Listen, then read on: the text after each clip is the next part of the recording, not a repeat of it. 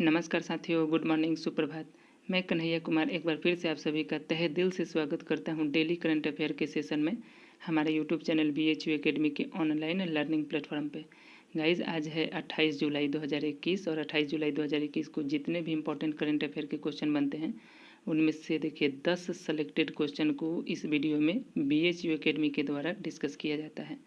और ये जो 10 इम्पॉर्टेंट करंट अफेयर के क्वेश्चन हैं ये राष्ट्रीय और अंतर्राष्ट्रीय स्तर के प्रश्न हैं। इस करंट अफेयर को समझने के लिए उसका विश्लेषण किया जाता है और साथ ही साथ उस करंट अफेयर से जितने भी GK GS के प्रश्न बनते हैं उसको भी इस वीडियो में डिस्कस किया जाता है। और ये सेशन 1 जुलाई से शुरू किया गया है और इसके पीछे 27 वीडियो डाले जा चुके हैं। अगर आप लोगों ने वह नहीं देखा है तो प्लीज़ जाकर के वो वीडियो एक बार ज़रूर देखिए। देखिए, बात इसके इम्पोर्टेंट की जाए इस सेशन के, तो किसी भी यूनिवर्सिटी में होने वाले इंट्रेंस एग्ज़ाम जो एडमिशन से पहले होते हैं, जैसे देखिए BHU, AU, CU, CET, हालांकि CU CET के तहत इस बार 2021 में नहीं होगा। साथ ही साथ जितने भी अदर कंपटीशन एग्ज़ाम हैं उसके दृष्टिकोण से ये सेशन काफ़ी इम्पोर्टेंट है। इसमें 10 सेलेक्टेड क्वेश्चन को चुन करके डिस्कस किया जाता है, तो प्लीज़ इस सेशन के साथ अंत तक बने रहिएगा। चलिए शुरू करते हैं। देखिए, पहला प्रश्न है, विश्व प्रकृति संरक्षण दिवस वर्ल्ड नेचर कंजर्वेशन डे कब मनाया गया है? ऑप्शन है 25 जुलाई, 26 जुलाई, 27 जुलाई अथवा 28 जुलाई। तो इसका सही जवाब है 28 जुलाई। गाइज, माफ़ कीजिएगा, देखिए कुछ लैपटॉप में प्रॉब्लम आने के कारण से लैपटॉप से वीडियो नहीं बना सका। तो 28 जुलाई को मनाया जाता है विश्व प्रकृति संरक्षण दिवस वर्ल्ड नेचर कंजर्वेशन डे के रूप में। अब ये जो डे मनाया जाता है, तो देखिए विश्व प्रकृति संरक्षण दिवस प्रतिवर्ष मनाया जाता है 28 जुलाई को। और क्यों मनाया जाता है? तो जो मानव जाति है उनको प्रकृति के महत्व के बारे में, इनकी रक्षा के बारे में, इनके संरक्षण के बारे में, साथ ही साथ इनकी आवश्यकता के बारे में याद दिलाने के लिए मनाया जाता है। तो हम सभी जानते हैं कि जो प्रकृति है, नेचर है, वो हमारे लिए कितना इम्पोर्टेंट है, उसकी क्या आवश्यकता है हमारी ज़िंदगी में। हमारा अस्तित्व ही नेचर के अस्तित्व से है। तो उसी को याद दिलाने के लिए प्रत्येक 28 जुलाई को मनाया जाता है वर्ल्ड नेचर कंजर्वेशन डे के रूप में। चलिए आगे बढ़ते हैं। अब देखिए दूसरा प्रश्न है, हाल ही में मुख्यमंत्री BS येदियुरप्पा ने मुख्यमंत्री के पद से इस्तीफा दे दिया है। वह किस राज्य के मुख्यमंत्री थे? तो देखिए इमेज में ये है BS येदियुरप्पा और इन्होंने मुख्यमंत्री के पद से इस्तीफा दे दिया है। ऑप्शन है कर्नाटक, केरल, तमिलनाडु, हैदराबाद। तो इसका सही जवाब है ऑप्शन ए, कर्नाटक। आप सभी जानते हैं ये कर्नाटक के मुख्यमंत्री हैं और इन्होंने हाल ही में अपने पद से इस्तीफा दे दिया है। इन्होंने देखिए इस्तीफा दिया है, तो ये हैं BJP से हैं, BJP के हैं मुख्यमंत्री BS येदियुरप्पा कर्नाटक के, और इन्होंने अपने पद से दे दिया है इस्तीफा। और ये चौथी बार हो रहा है जब ये इस्तीफा दे रहे हैं अपने पद से। BS येदियुरप्पा अब तक देखिए 4 बार CM बन चुके हैं, लेकिन कभी भी अपने 5 साल पूरे नहीं किए इन्होंने। तो ये कर्नाटक के मुख्यमंत्री पद से इस्तीफा दे चुके हैं। अब देखिए बात कर्नाटक की आ गई, तो कर्नाटक का गठन हुआ था 1 नवंबर 1956 को। कर्नाटक की राजधानी है बेंगलुरु और मुख्यमंत्री जो थे BS येदियुरप्पा, इन्होंने इस्तीफा दे दिया है। और कर्नाटक के गवर्नर है वर्तमान समय पे थावर चंद्र गहलोत। चीफ जस्टिस हैं कर्नाटक के अभय श्रीनिवास ओका। और कर्नाटक का राष्ट्रीय फूल है कमल का फूल, राष्ट्रीय पशु है हाथी और राष्ट्रीय पक्षी है नीलकंठ।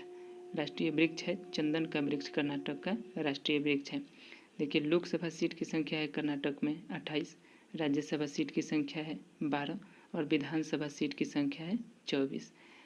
अब नेशनल पार्क की बात की जाए कर्नाटक के, तो देखिए बांदीपुर वन्यजीव अभ्यारण्य, मुदुमलाई राष्ट्रीय उद्यान, नागरहोल राष्ट्रीय उद्यान, ये तीनों इम्पोर्टेंट राष्ट्रीय उद्यान नेशनल पार्क जो हैं कर्नाटक में स्थित हैं।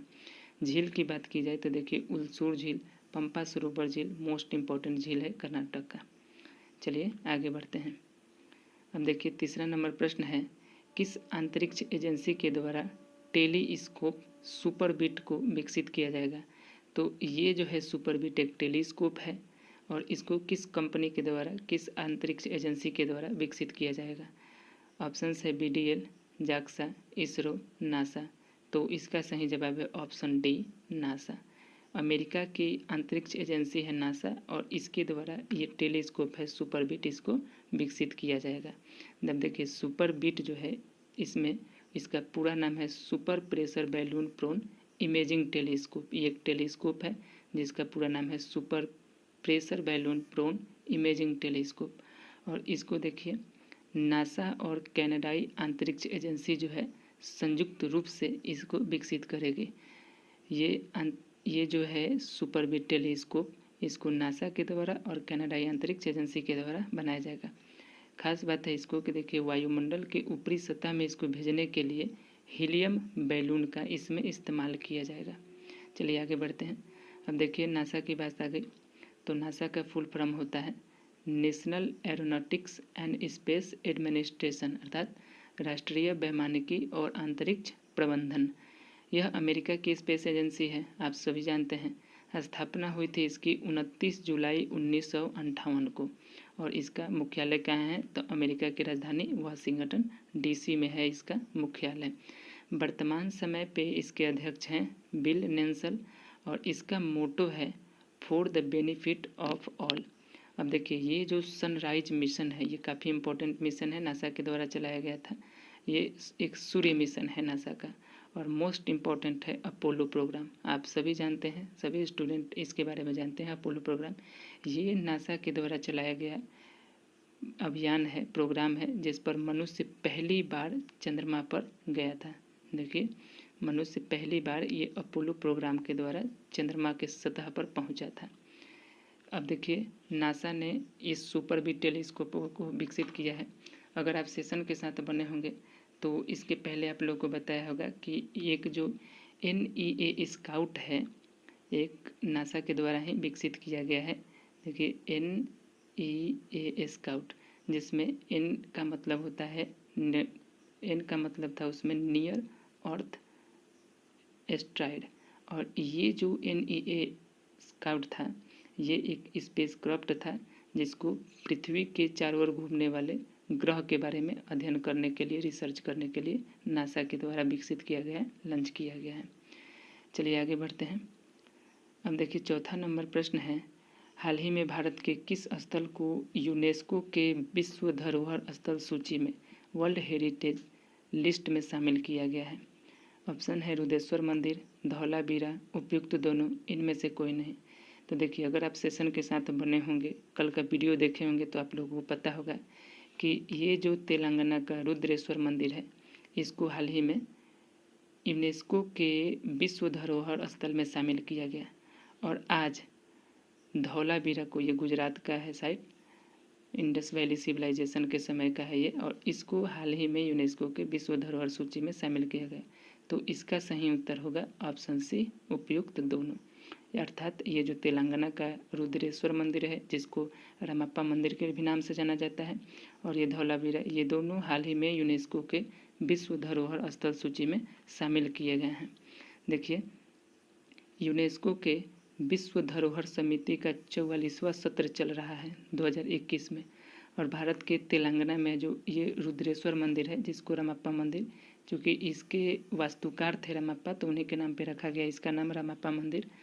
तो ये रुद्रेश्वर मंदिर को एक नया विश्व विरासत स्थल दिया गया है, इसको शामिल किया गया यूनेस्को के वर्ल्ड हेरिटेज लिस्ट में।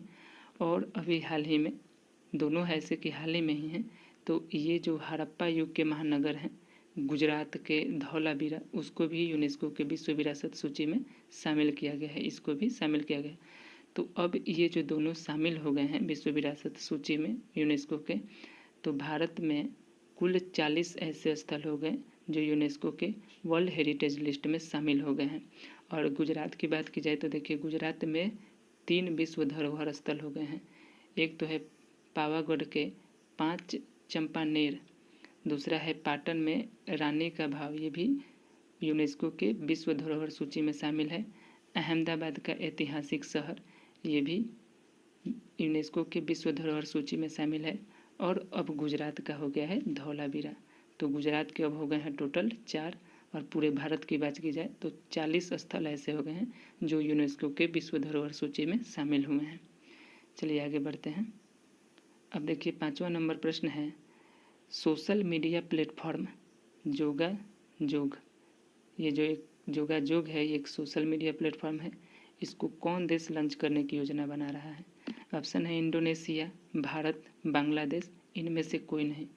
तो इसका सही जवाब है ऑप्शन सी, बांग्लादेश। बांग्लादेश जो है अपना खुद का स्वयं का सोशल मीडिया प्लेटफॉर्म बनाने जा रहा है, जोगा जोग। देखिए, Bangladesh develop Jogajog as an alternative to Facebook and अल्फान एप्स ऑफ अल्टरनेटिव व्हाट्सएप।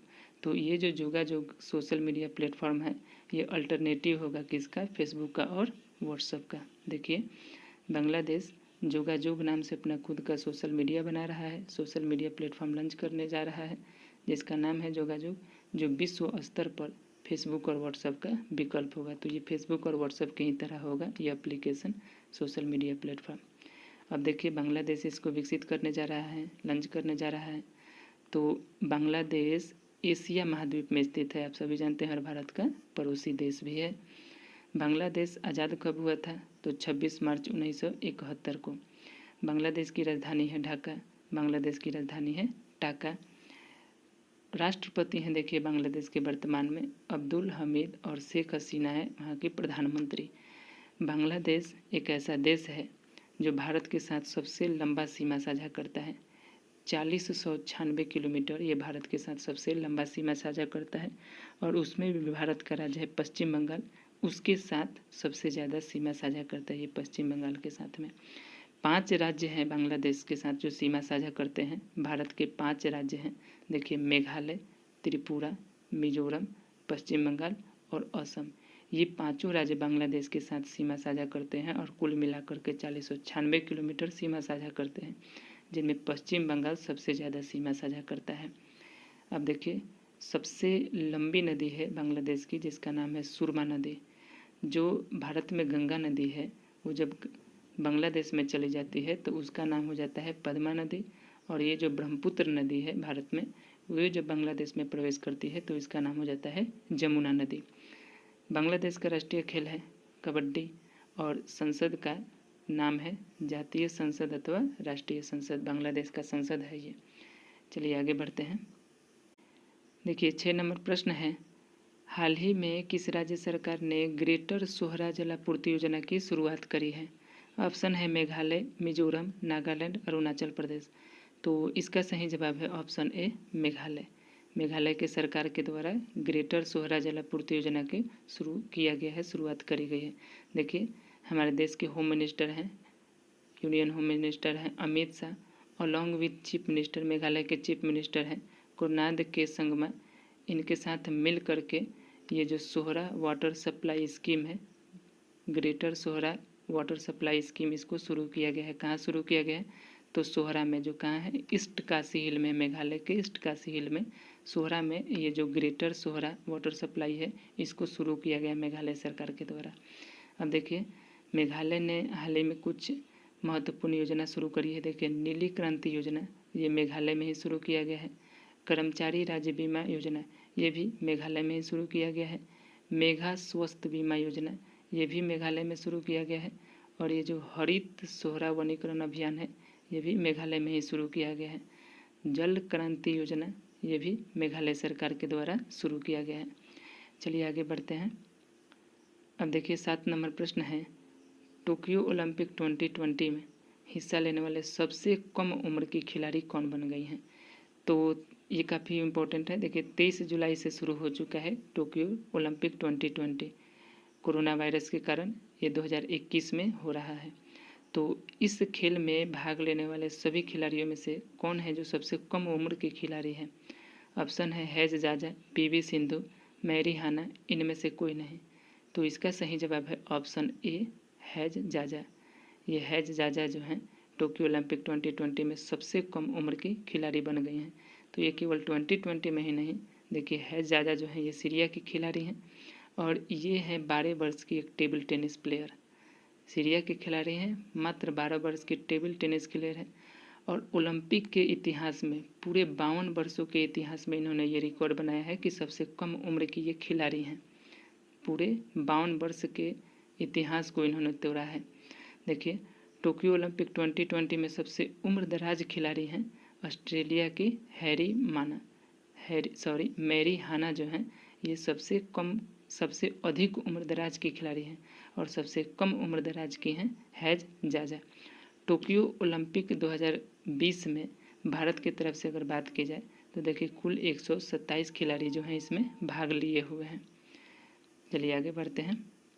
अब देखिए 8 नंबर प्रश्न है, विश्व कैडेट कुश्ती चैंपियनशिप 2021 में भारतीय खिलाड़ी प्रिया मलिक ने कौन सा पदक जीता है? ऑप्शन है स्वर्ण पदक, रजत पदक, कांस्य पदक, इनमें से कोई नहीं। तो इसका सही जवाब है ऑप्शन ए, कांस्य पदक। गोल्ड मेडल इन्होंने जीता है प्रिया मलिक ने किस खेल में? तो वर्ल्ड कैडेट रेसलिंग चैंपियनशिप 2021 में इन्होंने गोल्ड मेडल जीता है। ये देखिए इमेज में ये हैं प्रिया मलिक, ये भारतीय खिलाड़ी हैं और इन्होंने गोल्ड मेडल जीता है वर्ल्ड कैडेट रेसलिंग चैंपियनशिप 2021 में। देखिए Indian wrestler Priya Malik has on a gold medal at the 2021 world cadet wrestling championship in Budapest Hungary. तो ये आयोजन बुडापेस्ट हंगरी में हुआ था और इसमें प्रिया मलिक ने गोल्ड मेडल जीता है। उन्होंने 73 किग्रा भार वर्ग के संघर्ष में केसिया पटापोविच को हरा करके 5-0 से हरा करके स्वर्ण पदक अपने नाम किया है। चलिए आगे बढ़ते हैं।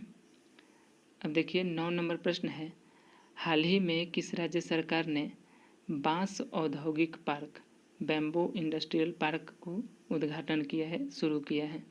ऑप्शन है उत्तर प्रदेश, छत्तीसगढ़, असम, मध्य प्रदेश। तो इसका सही जवाब है ऑप्शन सी, असम।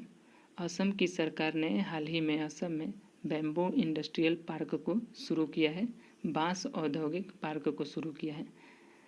देखिए असम के मुख्यमंत्री हैं वर्तमान में हिमंत बिस्व शर्मा और इन्होंने मंडेर डीसा गांव में दीम हसाव में एक बांस औद्योगिक पार्क को आधारशिला रखी है। परियोजना को डोनर मंत्रालय के द्वारा 50 करोड़ रुपए की लागत से लागू किया जाएगा और जब ये परियोजना असम का एक बार पूरा हो जाएगा तो अर्थव्यवस्था में एक नए युग की शुरुआत करेगा और साथ ही साथ वहाँ के जो स्थानीय युवा हैं उनको रोजगार के लिए व्यापक अवसर प्रदान करेगा। तो नाम से ही स्पष्ट है, बांस औद्योगिक पार्क जो रोजगार को बढ़ावा देगा और ये उद्योग को भी बढ़ावा देगा। बांस का उपयोग जो होता है कागज़ बनाने में, पेपर मिल में, अगरबत्ती बनाने में, छत निर्माण में होता है।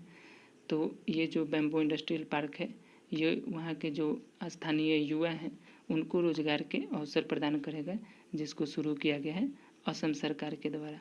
अब देखिए असम सरकार ने इसको शुरू किया है। तो असम की राजधानी है दिसपुर और वर्तमान समय पे मुख्यमंत्री हैं हेमंत बिस्व शर्मा और वहाँ के गवर्नर है, राज्यपाल हैं जगदीश मुखी। चीफ जस्टिस हैं असम के सुधांशु धूलिया। बात की जाए अगर नेशनल पार्क की तो देखिए most important Kaziranga national park जो एक सिंह वाले गैंडे के लिए जाना जाता है।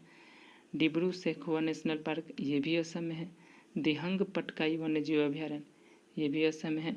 उरंग नेशनल पार्क, रायमोना वन्यजीव अभयारण्य ये हाल ही में असम में बना है, रायमोना वन्यजीव अभयारण्य।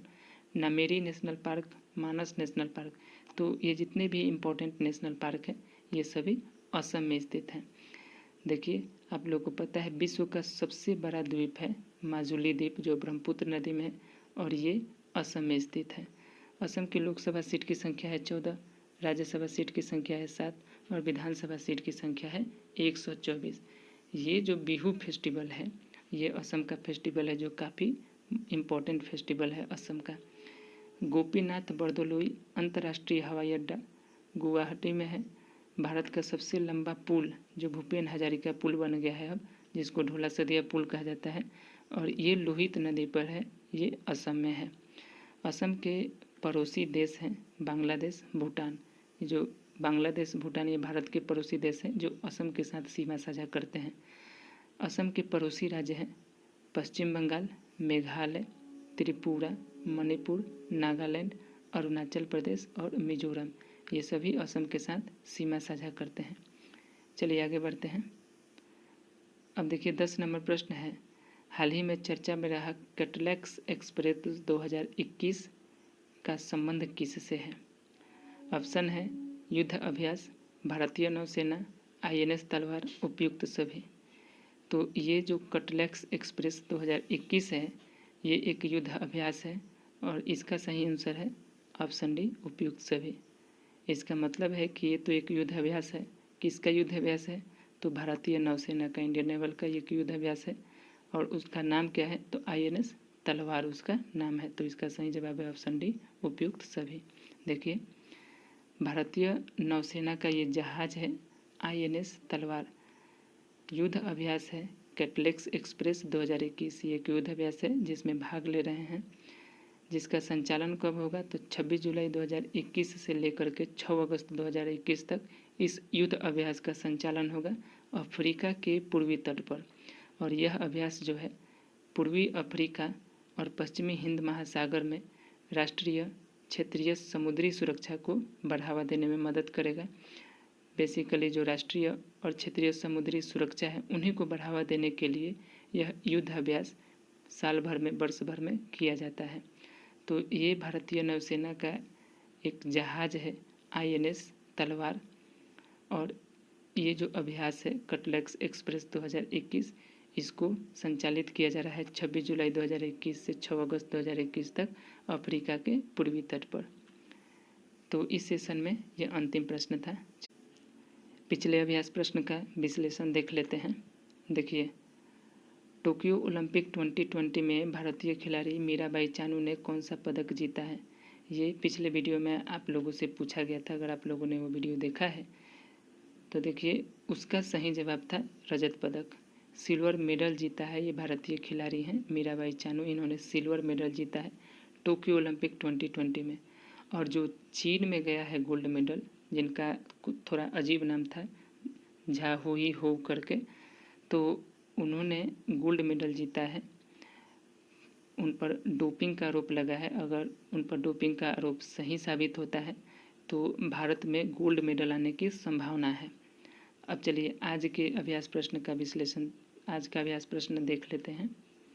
देखिए आज का अभ्यास प्रश्न है किस राज्य सरकार ने जनजातीय भागीदार योजना की शुरुआत करी है? आप लोगों को इसका सही उत्तर कमेंट सेक्शन में टाइप करना है। ऑप्शन है उत्तर प्रदेश, पश्चिम बंगाल, राजस्थान, बिहार। तो ये जो जनजातीय भागीदारी योजना है इसको किस राज्य सरकार ने शुरू किया है, इसका क्या उद्देश्य है, साथ ही साथ जो भी स्टेट इसमें सही उत्तर में बनते हैं तो आप लोगों को उसके बारे में ज़्यादा से ज़्यादा कमेंट सेक्शन में टाइप करना है। तो गाइज आशा करता हूँ कि ये वीडियो आप लोगों को पसंद आया होगा। इसके पीछे जितने भी वीडियो डाले गए होंगे अगर आप लोगों ने वो देखा होगा तो वीडियो भी आप लोग को पसंद आया होगा। अगर ये वीडियो अच्छा लगता है तो हमारे वीडियो को लाइक कीजिए। अगर आप हमारे चैनल पर नए जुड़ते हैं तो हमारे चैनल को सब्सक्राइब करना ना भूलें। साथ ही साथ अगर आप कुछ सुधार चाहते हैं तो उसके लिए भी कमेंट कर सकते हैं। आपके कमेंट का हमें इंतज़ार रहेगा। चलिए वीडियो को यहीं करते हैं। अगले वीडियो में हम लौटेंगे 29 जुलाई 2021 के करंट अफेयर के साथ। Take care, be positive. जय हिंद, जय भारत।